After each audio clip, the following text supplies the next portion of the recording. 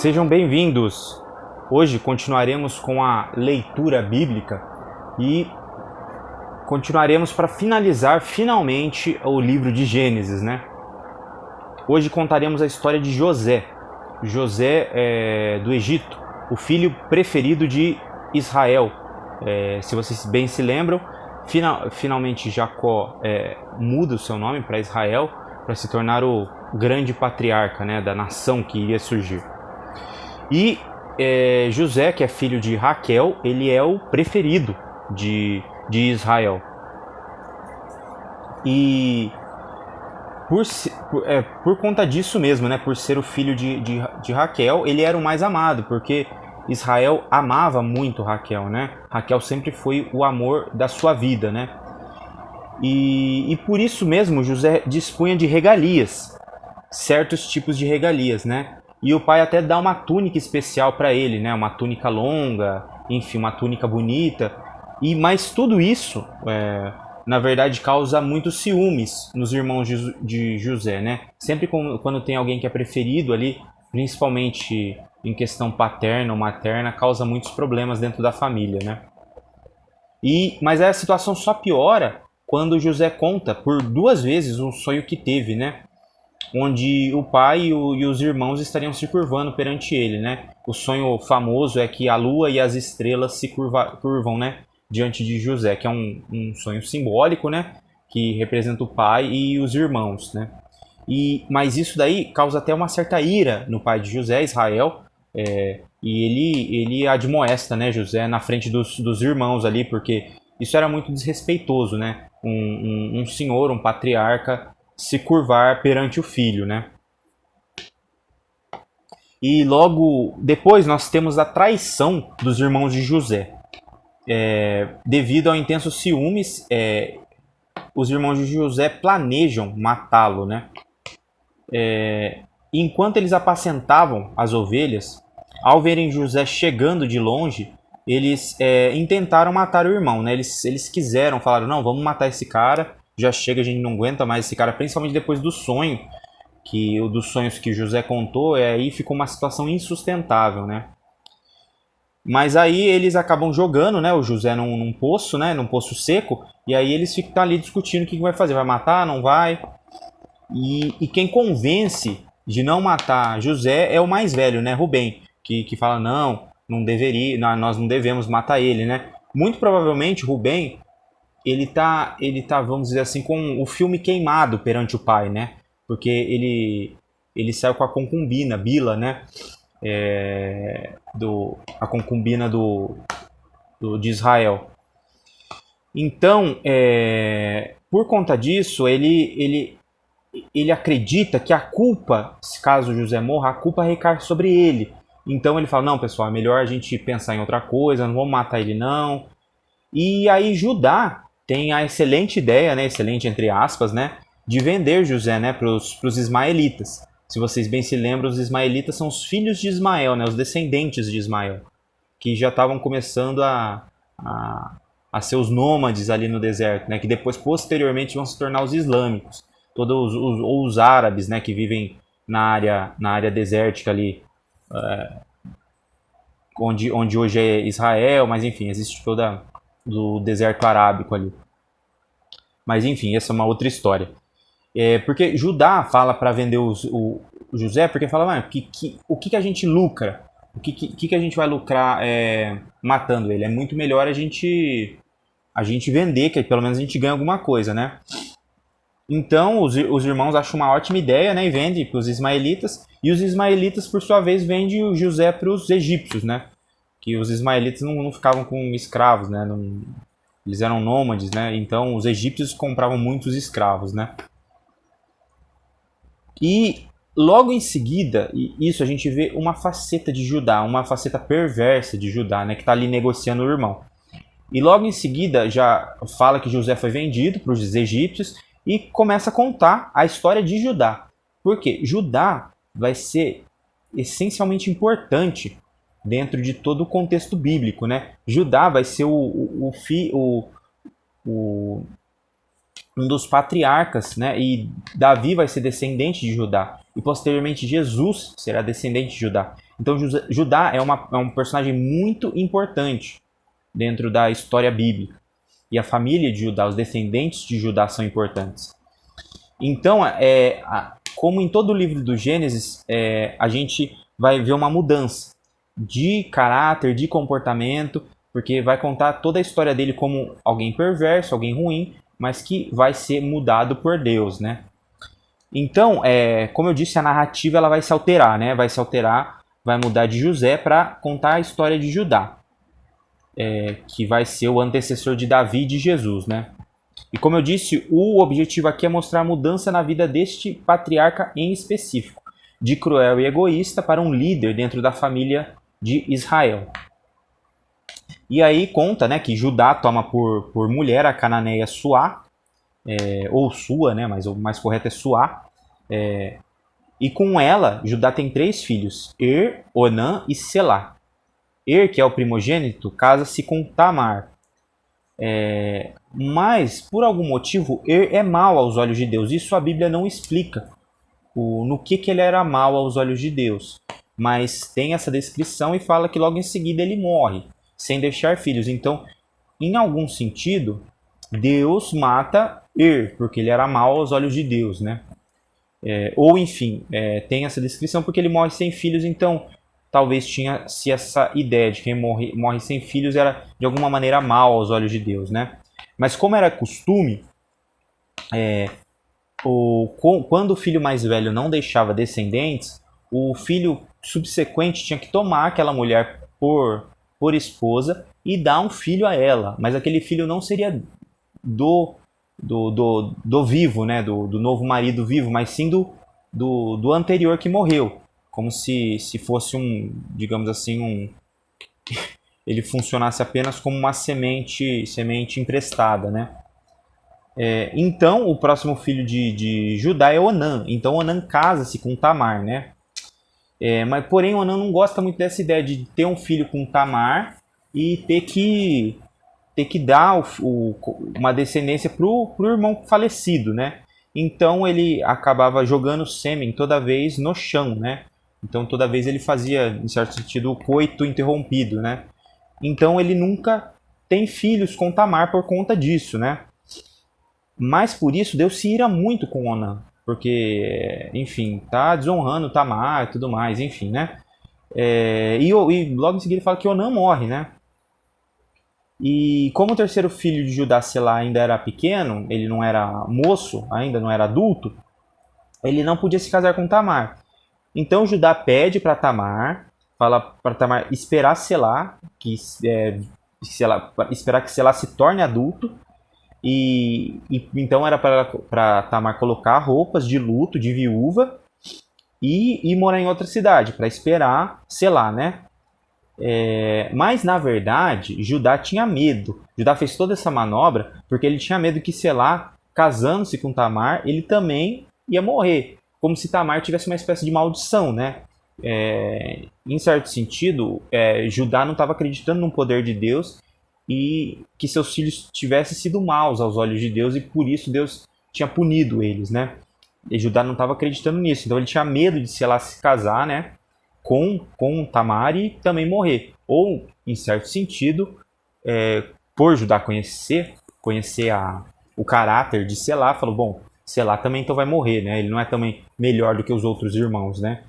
A Bíblia não descreve especificamente qual que é a intenção de Judá, né? Isso tudo são inferências, né? Mas o que dá a entender é que ele estava com medo, seja por conta de que ele acreditava que Tamar tinha alguma maldição, seja por conta que ele acreditava que Selá tinha, enfim, não fosse bom o suficiente, também Deus ia matá-lo, né? Mas, enfim, o tempo passa, né? E Selá cresce e a mãe dele, né? A mãe do Selá, a mulher de Judá, morre.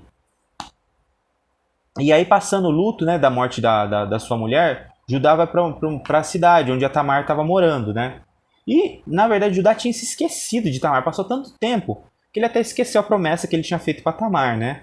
De que espera por Selá e tudo mais, né? Porque ela era uma mulher que já tinha tido 2 maridos e não tinha filhos, né? Isso Lembrando que se a gente for transpor para a época, né, isso era muito vergonhoso para a mulher não ter filhos, né? Então, Tamar fica sabendo que Judá viria para a cidade dela, né? E então ela tira a roupa de luto e coloca uma roupa especial, né? E coloca um véu na frente do rosto, de modo que não dava para ver o rosto dela, e vai esperar o Judá na frente da cidade, né? E ao chegar na frente da cidade, Judá não reconheceu ela. E aí ele confunde a Tamar com uma prostituta. E com isso ele tem relações com Tamar, sem saber que ela é Tamar. Mas antes de ter relações, Tamar é bem esperta, né? Ela fala, não, você tem que... ela fala, o que você vai me dar, né? Em troca da relação sexual aqui. Judá promete dar uns animais ali para ela, né? Tem um escambo ali, né? Para ter as relações sexuais. E aí ela fala, não, mas você não tem os animais aqui. Ela fala, eu vou trazer e tal, vou mandar alguém trazer. Ela fala, não, mas deixa alguma garantia aqui. Aí Judá deixa o anel e o cajado para ela, uns objetos pessoais, né? Então ela fala, beleza, então ok. E aí com isso ela tem as relações sexuais com o Judá, né? Mas nessa relação, Tamar fica grávida. E aí Judá, sem saber que era o pai, descobre que Tamar tá grávida, lembra de Tamar, porque vão falar para ele, Tamar tá grávida e tudo mais. E Judá fica irado, né? Porque ele fala, ela era para esperar meu filho, ela tá lá fazendo sexo com outros homens, teve filho. Então ele fala, ela traiu de certa forma o meu filho, né? E a pena para ter essas relações antes do casamento era a morte, né? Porque ela não estava casada, nem nada, nem tudo mais, né? Então, Judá manda trazer Tamar na presença dele, né? E Tamar é colocada vão buscar Tamar, e Tamar é colocada na presença de Judá. Contudo, lembre-se, Tamar é muito esperta. Ela foi muito esperta nesse caso, né? E aí ela vai até a presença de Judá e fala, o pai da criança, dessa criança que eu estou carregando aqui no ventre, é o dono desses objetos aqui. Ela mostra o cajado e o anel, né, pessoal de Judá. Então, Judá fica muito envergonhado com tudo isso. Ele fica muito envergonhado e diz assim, na frente de todos, né, que Tamar era muito mais justa do que ele, porque Judá não tinha dado Selá em casamento a ela. Ele tinha se esquecido completamente, enfim.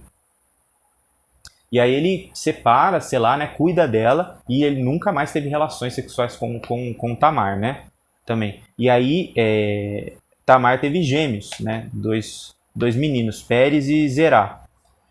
E Pérez vai ser a descendência dele, através de Pérez vai vir a descendência de Davi e Jesus, né.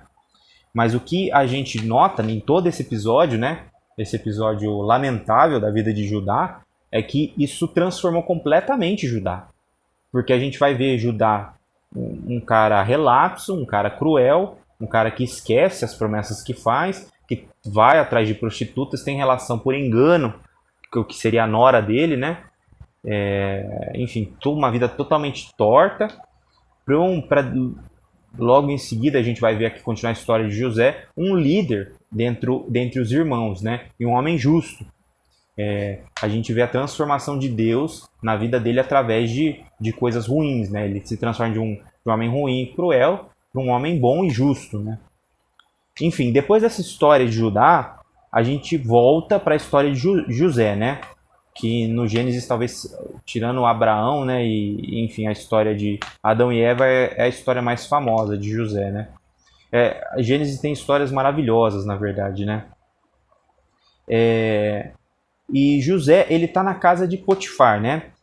Por conta das suas inúmeras qualidades. José era um homem com muitas qualidades, principalmente qualidades administrativas. Ele tinha muita qualidade para organizar, administrar, enfim, as coisas, né? Então ele é colocado, mesmo em situação de escravidão, como mordomo da casa de Potifar, né? Aquele que vai cuidar de tudo ali, né? De todas as arrumações, tudo em relação à casa, né? A vida doméstica, né?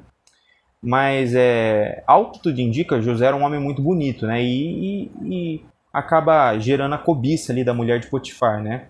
Que quer ter, de toda forma, relações com ele, né? E ela se insinua toda hora, muitas vezes, para ele, e José sempre negando, falando, não, isso é uma desonra para o meu senhor, eu não posso fazer isso, etc, se é uma mulher casada. Enfim, José se mostra muito fiel ao seu senhor enfim, a sua educação que recebeu do seu pai Israel, né? Isso também é um contraste muito grande com a vida que Judá vivia, né? Também todo o livro de Gênesis é mostrado isso, né? Os contrastes, né? O que é errado e o que é certo. Mostrou toda a vida de Judá, o errado, e logo em seguida mostra o certo. Como agir numa situação de sexualidade, de relações sexuais, deve-se agir como José, o certo. Né? E a Bíblia é cheia disso, de trabalhar esses contrastes. Mas aí a mulher de Potifar, ela arma uma armadilha para José, né? Quando ela estava sozinha com ele ali no quarto, né? O José arrumando tudo ali, organizando tudo, ela agarra José e fala para agora você vai ter relações comigo, né? E José fica muito assustado, muito sai esbaforido, né? Ela acaba puxando uma parte da roupa dele, né? E ela fica com uma parte da roupa e aí José foge assustado, né? E aí ela tem o álibi perfeito, né? Tá com uma roupa, né? E aí ela grita, fala que José o atacou e tudo mais. E aí Potifar chega, ela faz todo o dramalhão dela, toda a ceninha dela, né? E aí Potifar, sem remédio, coloca José na prisão, né? Não executa José, né? Que seria, eu acho que o normal se fosse qualquer servo, né? De Potifar, mas como José era um servo especial, ele só prende José, né?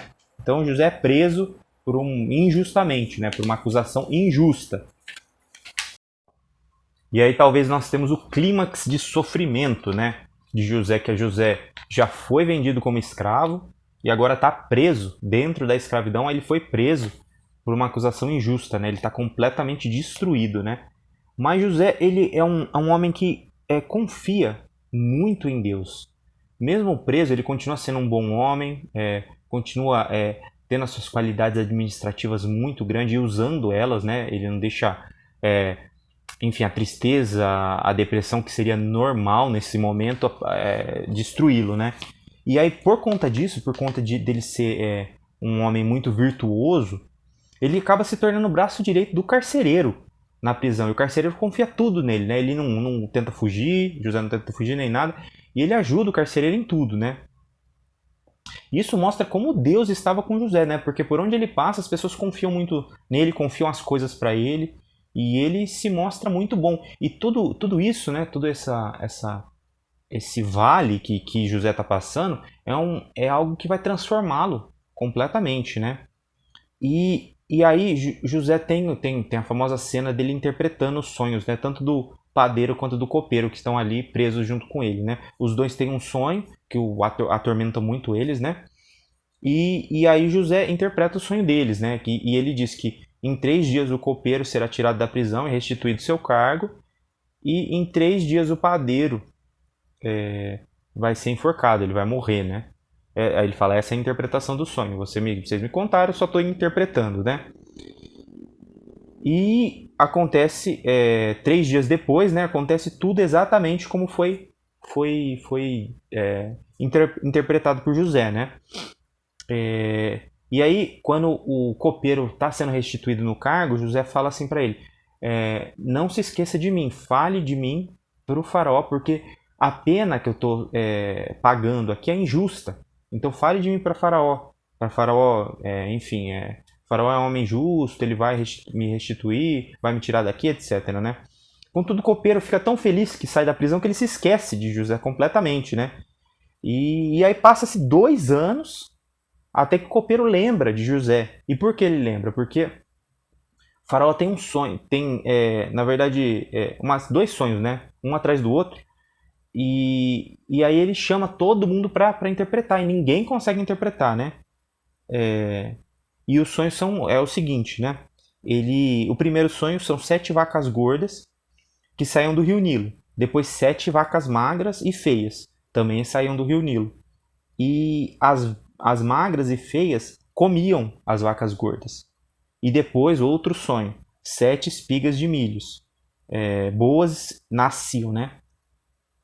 Depois mais 7 espigas nasciam, mas essas eram mirradas. E as mirradas comiam as espigas boas e vistosas, né? Mas ele manda chamar todos magos, enfim, todo mundo do reino, mas ninguém consegue interpretar. E aí finalmente o copeiro se lembra, né, de de José. Fala, eu conheci alguém na prisão, interpretou meu sonho, interpretou de maneira correta, que eu ia ser restituído, o padeiro ia morrer, aconteceu conforme ele interpretou. E aí ele manda chamar José, né? Fala, não, então vamos chamar esse homem aqui para interpretar o meu sonho, né? E aí José interpreta o sonho de Faraó, né? Que é o seguinte, José fala, os dois sonhos, na verdade, se tratam de um e somente evento. Um e mesmo evento, unicamente, né? E ele falou, haverá 7 anos de fartura e logo em seguida 7 anos de muita fome. Então José faz uma sugestão, né? Para o faraó, fala, ó, eu sugiro que você, nesses anos de fartura, você pegue o excedente e estoque o excedente, uma parte dessa fartura, que aí, enfim, nos 7 anos de fome você vai passar tranquilamente, né? E, enfim, o conselho de José agrada tanto o faraó, fala, nossa, você interpretou meu sonho de maneira tão exata, eu acredito no que você está falando, e isso que você está dando é um conselho tão bom que eu vou te colocar como governador aqui do Egito e responsável por isso, por essa administração do estoque de alimentos aqui. Então José, do nada, sai do interior de um calabouço para governador do Egito. Do pária, enfim, mais asqueroso pro segundo homem do Egito, porque José ele se torna depois do faraó só tem José. José é como se fosse o mais importante dos governadores do Egito, né?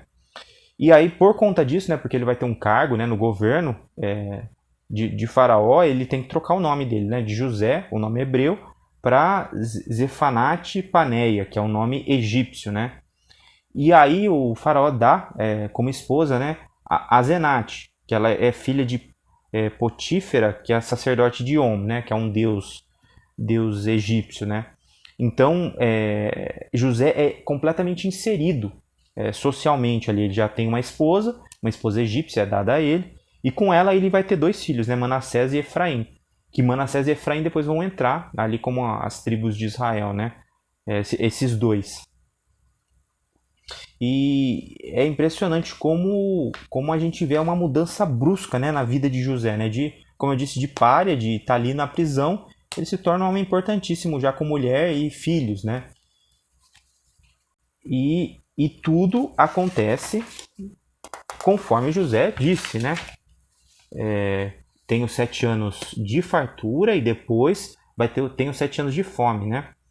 Mas o Egito se preparou, né? O Egito fez grandes celeiros, estocou alimentos, né? Durante os 7 anos de fartura, então eles estavam tranquilos, estavam tão tranquilos que eles até vendiam comida, né? Porque todos os povos da região ali não se prepararam, eles não sabiam que isso ia acontecer, né? Então as pessoas iam até o Egito para comprar comida, né?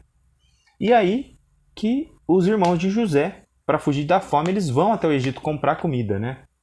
Vão todos, menos Benjamim, que é o mais moço, né? Porque desde que José é dito pelos irmãos que José morreu, que um animal selvagem atacou José e ele morreu, Benjamim, que também é filho de Raquel, se torna o preferido do pai. O pai não deixa Benjamim sair de perto dele, fala, não, vai que acontece alguma coisa, vai vocês 10, os 10 vai e deixa Benjamim aqui comigo, né? E aí quando eles chegam no Egito, ao ver os irmãos dele, José os reconheceu, obviamente, mas eles não reconheceram José, né? Porque José devia estar muito diferente, né? Devia estar com aquele aspecto, aquela aparência dos egípcios, né? Barbeado, talvez cabelo bem curto ou raspado, né? Como os egípcios costumavam ficar, né?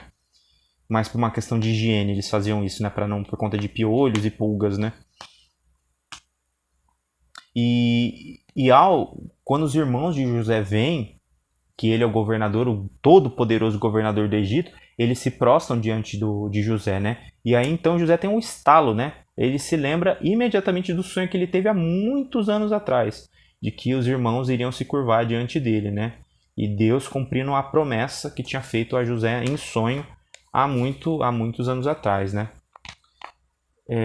Mas aí José, ele bola uma trama, né? Uma trama para deixar, ele não se revela imediatamente, né?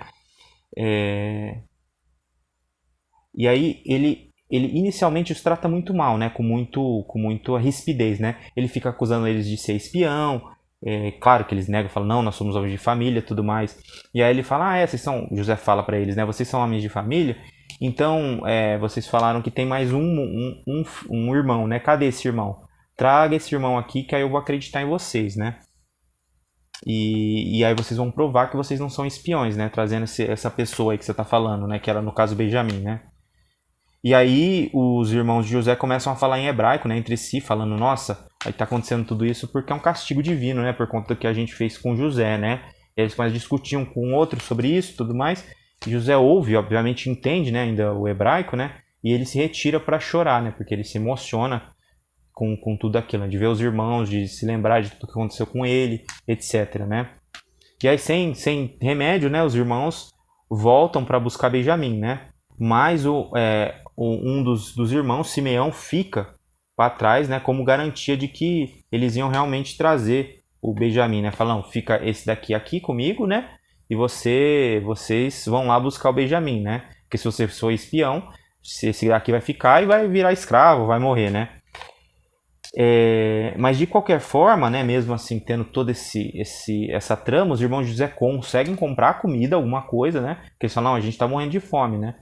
E sem eles saberem, né, José pede para o dinheiro que eles gastaram comprando comida seja restituído para eles, colocado de volta ali nos sacos de comida, né, de cereal.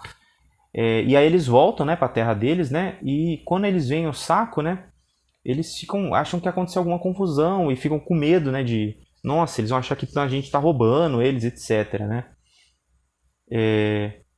E aí os irmãos de José esperam acabar a comida, né? Não se sabe ao certo quanto tempo se passou, né? Quanta comida eles compraram, né? Conseguiram comprar. E aí eles convencem Israel, né? De deixar Benjamim, porque falam, senão a gente não vai conseguir trazer Simeão de volta, Simeão vai morrer, etc.